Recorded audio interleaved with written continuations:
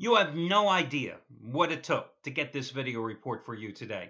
Guys, I'm sitting here at 3:30 Eastern Time, and I've got a report that's going to have complimentary plays for you coming up in just a moment on the games between Georgia Tech and Louisville and Kentucky and Florida. But exactly 24 hours ago at this moment, I was checking out of a hotel in Santa Clarita, California. Now, Santa Clarita is like a 30-minute drive on a good day, which I think happens maybe once every 3 weeks when it comes to traffic in California, about a 30-minute drive from Los Angeles.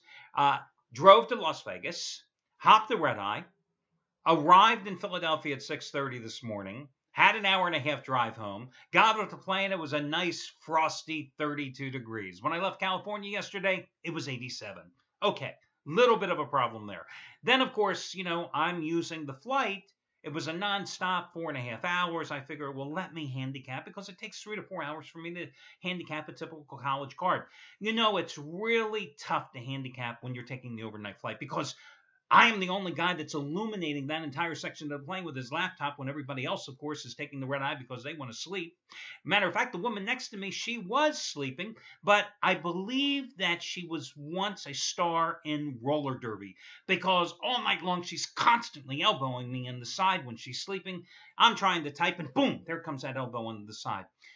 So that's pet peeve number one. Pet peeve number two, over the past 6 days, I've driven a little over 1,600 miles, and it still continually amazes me how the yield sign, most people interpret the yield sign as simply a green light. They're colorblind. I don't care where you are. You can be in your little local community. You can be on any major interstate in California, and you're driving down that far right-hand lane. You see that entrance ramp. You see that yield sign, and you know it's their damn job to yield to you. I'm not supposed to yield to the guy coming onto the ramp at full speed without even looking. No, he's just barreling on the damn ramp. Boom, constantly. That's what it is. What happened to the yield sign? What happened to the days when people would say the yield sign is like, oh, me, I got to slow down because I'm going to merge into oncoming traffic. Oh, no, no, no, no. Instead, they just fly right into it. I don't get it. I don't know what happened. So anyway, my wife had never been to certain parts of Southern California, so took her down to Santa Monica, went down to the pier, did the promenade, the whole thing. Drove up the Pacific Coast Highway, stopped in Ventura, cute little town on the way up to Santa Barbara. The day of the Oscars, Sunday, I happened to be downtown in Los Angeles. So leaving Santa Monica, I thought, well, she'd never seen Rodeo Drive. Now, listen, my wife may have a gambling problem. No, no, no, no. My wife has a gambling problem. Okay, she may be addicted to video poker, and it's getting worse because she's really getting addicted now to slot machines, period. I think it runs in my family. But I will say one thing, thank goodness she does not have a shopping addiction. So we're driving down Rodeo Drive because I figured it would be a cool thing for her to see. I've stayed in Beverly Hills a few times for work, and also I know the whole area. So we're driving down Rodeo Drive. Think Rodeo Drive, think Julia Roberts, Pretty Woman. My wife has no interest in it. She doesn't want to window shop. She sees all the stores. It's like, okay, well, let's move on. This isn't my cup of tea. Thank God for that. Thank God. My credit cards appreciate that. So we go up the other end of Rodeo Drive. I don't know if you've ever done this, but you go up the other end. You kind of come into this, nice neighborhood, Beverly Hills, that area, with all these mansions, these monstrous houses. And my wife says, well, what do some of these houses go for? And I said, millions with a lot of zeros after them. So we come across one house where one of the few, as we get to the end of Rodeo Drive, you make a right-hand turn on Sunset, and there's this one house, kind of ugly.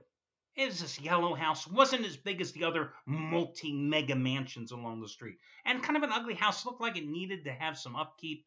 And I thought, well, but it did have a street number on the curb. And I thought, well, this is unusual because most houses around here, you can't even see the damn street number. I think the postman just knows everybody by name and they just drop off the mail personally in these neighborhoods.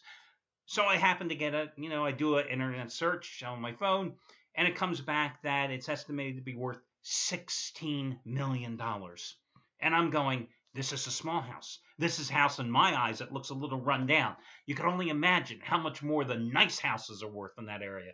But it's a cool trip, though, guys. If you ever go down there, if you're going down Sunset Strip, you go down a little further. If you're into music, Whiskey A Go Go is on the left-hand side. Again, Rodeo Drive, make a right-hand turn on Sunset Strip. Whiskey A Go Go is down there. You're going to come to the Beverly Hills Hotel is along that way. The other direction you're going to go is the Beverly Hills Hilton, where Clive Davis has his big Grammys party, where Whitney Houston died. I was there.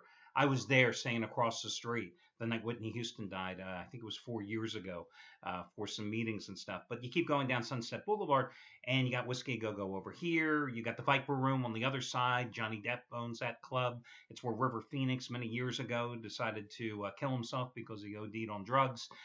You go down a little further. If you're a music fan and you're in that area, you've got to go to Amoeba Music.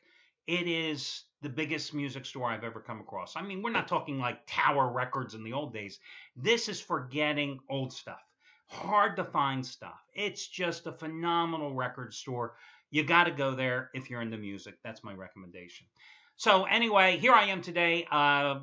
Jeff Benton has another 100-dime play. Gee, what a surprise. He's won again yesterday. Last night, 50-dime winner on Syracuse. Today, he's going for winning day number 15 out of 17 and 9th in a row with his 100-dime winner number 8 in a row on Georgia Tech and Louisville.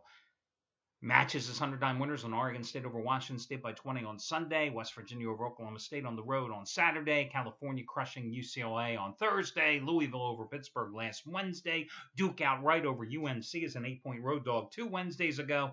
You've got all these 100-dime plays for over half price off. Nothing different today. Over half price off simply by using coupon code LOCK, L-O-C-K, as he goes for winning day number 9 in a row with his 8th straight 100-dime winner. All the other discounts and promos, including the charity play of the week, is available over on the home page. So let's get to it. Your complimentary plays. Listen, maybe you'll be buying his play, but let me give you my thoughts on Georgia Tech and Louisville. It's an interesting spot for the Cardinals. Home finale at the Yum Center for a team that elected to give itself a postseason ban. You know, most times you like to look at a team on senior night, on its home finale. But in Louisville's case, you know, their two best players are, let's say, mercenaries. These are graduate students, Damian Lee, who came from Drexel, and Trey Lewis, who came from Cleveland State, maybe? I can't remember. You know, they're the best two players for this team. And, you know, they came to Louisville expecting to make a run in the postseason. And here they're playing out the string because Louisville, because of sins from the past, decided to ban itself to protect itself for the future. So I wonder how big of a game this is going to be for Louisville, other than wanting to win it simply, even though it has the home court advantage. You know, Georgia Tech is coming in here playing some pretty good ball. Yeah, they won at Boston College, but Jesus, everybody wins at Boston College. Everybody beats Boston College this season. I will say, though, beating Clemson and Notre Dame at home, those were pretty impressive wins. They went outright as a road dog against Florida State. They've won 4 straight ACC games. That's their longest in-conference winning streak since the 2007 and 2008 season. First time that these two met, Louisville was lucky to escape Atlanta with a 75-71 win back on January 23rd as a 6.5-point road favorite. At this particular point, with Georgia Tech on a 5-1-1 roll as a conference dog, and with Georgia Tech playing with such confidence, I think Georgia Tech can stay within this 12.5-point number. I think Louisville wins, but, you know, maybe only by 9 or 10 points. So, again, I'm going to go with Georgia Tech plus the points in that game. The other game is going to be Kentucky, minus the 4 at Vanderbilt. You know, I talked about Kentucky and Vanderbilt over the weekend. I said that it seemed to me it was a trap game because Kentucky, with its big guys either not producing or being injury-riddled, was going to be in a difficult spot against a bigger, more physically imposing Vanderbilt team. Well, that is not the case tonight with the Wildcats in Gainesville against the slumping Florida Gators. They did lose. Kentucky did lose at Vanderbilt.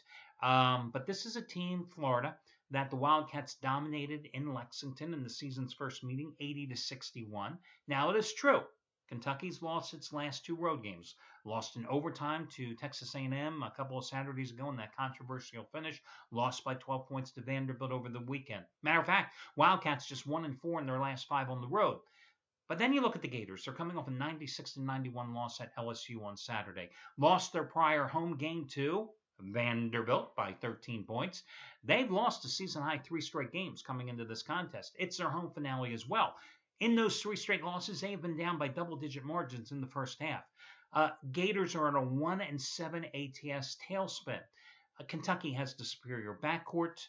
I think that's what's ultimately going to be the difference in this game. I think Coach Cal will have his team ready to go here, looking at these final 2 games of the regular season as tune-ups for the postseason. And I think Kentucky rebounds here tonight. Kentucky has more talent than Florida. And more importantly, Kentucky, even though it's coming off the 2 tough road losses to Texas A&M and Vanderbilt, it's still the more battle-tested team and a team that has delivered more times than not as compared to Florida in what I call step-up games this season. So Kentucky is going to be your other complimentary play to go along with Georgia Tech as a road dog. That'll do it. Best of luck to you guys. Remember, next time you see that big yellow sign that says yield, yield, God damn it, yield. That's what you got to do. Jesus.